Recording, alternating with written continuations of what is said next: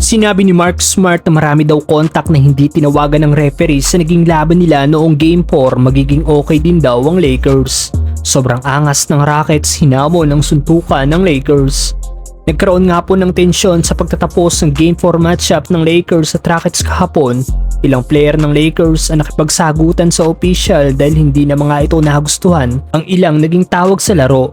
Isa na dito si Mark Smart, nakitang vocal after ng game tungkol sa naging maling tawag ng official. Hindi nagustuhan ni Smart ang naging pag-eject ng official kay DeAndre Ayton, ganun din kay Adu Thiero, na halos wala namang ginawa kay Aaron Holiday pero tinanggal pa rin ito ng official sa laro. Dahil sinig ang pagkwestiyon ng former Dipoy sa official, napatawan ito ng NBA ng $35,000 na multa. $25,000 naman ang ipinataw na multa kay Luke Kennard na sinabihan ng FSAC ang official after ng game.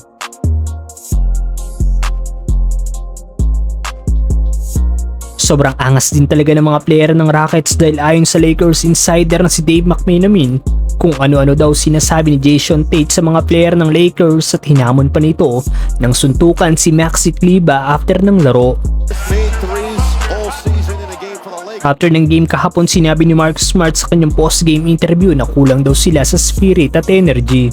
Hindi rin daw pumapasok ang kanilang mga tira sa pagsimula ng laro at kahit inaatake nila ang rim, maraming contact daw ang walang naging tawag ng official, pero magiging okay din daw sila next game. Just a little bit like, shots were falling early.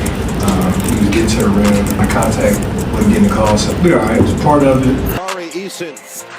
Jeff Green trying to stay in the middle of it. LeBron James.